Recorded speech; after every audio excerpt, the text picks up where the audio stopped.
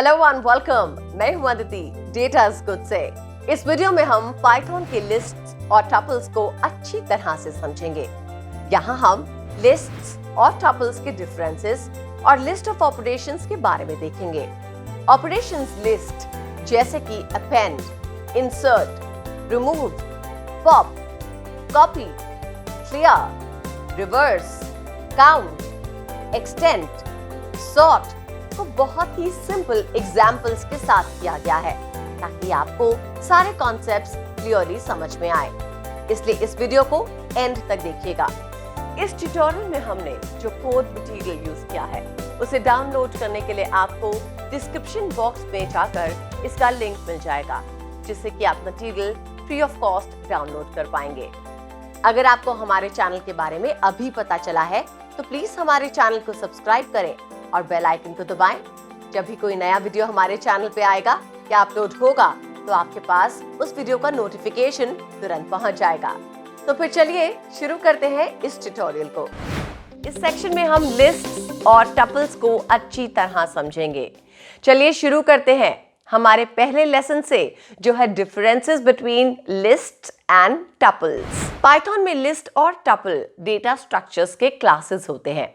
List और tuples में हम एक से ज्यादा वैल्यूज स्टोर कर सकते हैं और हम इसे किसी भी ऑर्डर में लिख सकते हैं। सबसे अहम बात यह है कि इनमें किसी भी तरह का डेटा स्टोर किया जा सकता है। लिस्ट का एक एग्जाम्पल देखते हैं।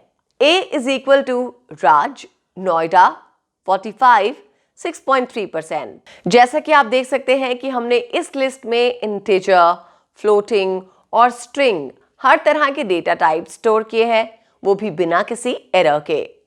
अब जब आपने लिस्ट का एक एग्जाम्पल देख ही लिया है तो हम लिस्ट से शुरुआत करेंगे।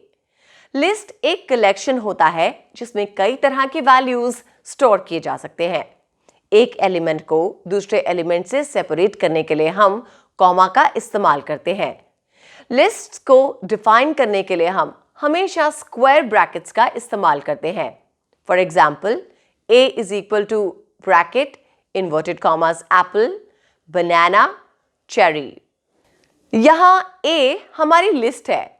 अगर आप पाइथन शेल में टाइप ऑफ A लिखेंगे तो आपको इसका आउटपुट लिस्ट आएगा, क्योंकि लिस्ट भी एक डेटा टाइप होता है। अगर आपको किसी एलिमेंट को एक्सेस करना है तो आप इंडेक्स का इस्तेमाल कर सकते हैं। इस एग्जाम्पल में हम बनाना को एक्सेस करना चाहते हैं। यहाँ एप्पल की इंडेक्स 0 है, बनाना की 1 और चेरी की 2। तो इसका मतलब है कि बनाना को एक्सेस करने के लिए हम A ब्रैकेट 1 लिख सकते हैं। अब हम टपल्स के बारे में बात करेंगे। टपल को हम इम्यूटेबल सीक्वेंस ऑफ ऑब्जेक्ट्स कहते हैं। इम्यूटेबल का मतलब है एक ऐसी चीज जिसे हम मॉडिफाई नहीं कर सकते। एक बार अगर कोई टपल डिफाइन हो गया फिर हम उस टपल को मॉडिफाई नहीं कर पाएंगे। एग्जाम्पल देखते हैं। B is equal to 4, 8, 10, 0, 8, 6 square bracket comma B is equal to bracket 4, 8, 10, 0, 8, 6।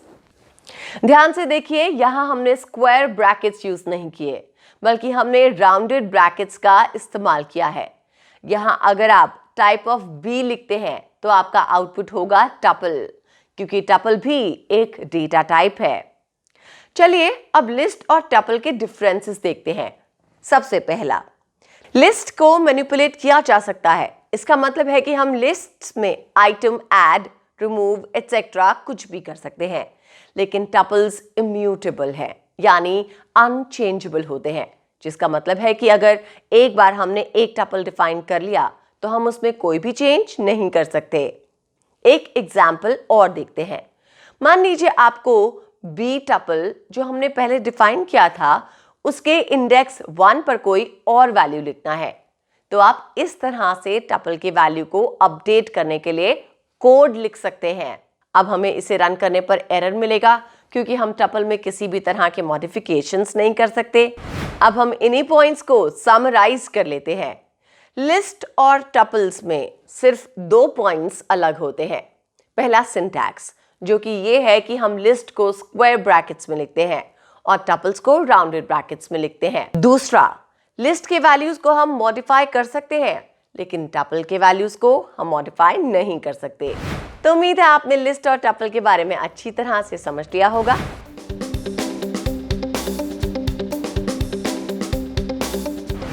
इस लेसन में आप जानेंगे लिस्ट ऑपरेशंस के बारे में। तो चलिए शुरू करते हैं और एक एक करके सारे फंक्शंस के एग्जाम्पल्स देखते हैं और उन्हें अच्छी तरह से समझते हैं। सबसे पहले बात करते हैं एपेंड फंक्शन की। एपेंड फंक्शन हमें किसी भी लिस्ट के लास्ट इंडेक्स में एलिमेंट्स ऐड करने में मदद करता है। फॉर एग्जाम्पल, सबसे पहले एक लिस्ट S को डिफाइन करते हैं। उसके बाद हम इस लिस्ट में कॉलीफ्लावर को अपेंड करेंगे और फिर उसे प्रिंट करवा देंगे। इसका रिजल्ट हमारे सामने है। हम देख सकते हैं कि कॉलीफ्लावर लिस्ट के लास्ट इंडेक्स में ऐड हो चुका है। अब हम इंसर्ट मेथड की बात करते हैं। इंसर्ट मेथड 2 आर्ग्यूमेंट्स लेता है, जहां पर पहला आर्ग्यूमेंट इंडेक्स होता है और दूसरा आर्ग्यूमेंट वैल्यू होता है। इंसर्ट मेथड किसी भी वैल्यू को किसी भी इंडेक्स में ऐड कर सकता है और इसीलिए इंसर्ट फंक्शन अपेंड फंक्शन से अलग है। चलिए एक एग्जाम्पल भी देख लेते हैं।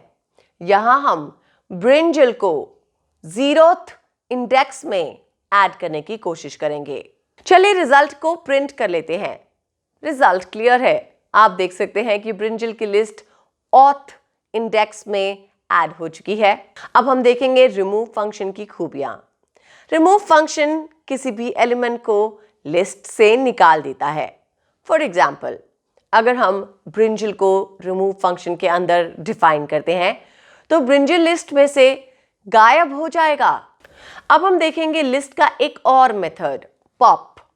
पॉप फंक्शन लिस्ट के लास्ट इंडेक्स वाले एलिमेंट्स को रिमूव करने में हमारी मदद करता है। चलिए पॉप फंक्शन को यूज करके देखते हैं। आप देख सकते हैं कि पॉप फंक्शन की मदद से हमने लिस्ट की लास्ट एलिमेंट को रिमूव कर दिया। अब कॉपी फंक्शन की बारी है। कॉपी फंक्शन हमें किसी भी लिस्ट की कॉपी क्रिएट करने में मदद करता है। फॉर एग्जाम्पल, तो आप देख सकते हैं कि हमने S की कॉपी को कितनी आसानी से क्रिएट कर लिया। चलिए देखते हैं क्लियर मेथड क्या होता है। क्लियर मेथड किसी भी लिस्ट के सारे एलिमेंट्स को रिमूव करता है और लिस्ट को पूरी तरह से खाली या एम्प्टी कर देता है। चलिए एग्जाम्पल देखते हैं। आप रिजल्ट देख सकते हैं, हमारी पूरी लिस्ट खाली हो चुकी है। अब हम लिस्ट के एक ऐसे मेथड के बारे में जानेंगे जिसकी मदद से हम लिस्ट के सारे एलिमेंट्स को रिवर्स ऑर्डर में प्रिंट कर सकते हैं। अब तक आपने गेस कर लिया होगा कि हम रिवर्स मेथड्स के बारे में बात करने जा रहे हैं। चलिए इस मेथड को समझने के लिए एक एग्जाम्पल देखते हैं। s.reverse prints cherry, banana, apple।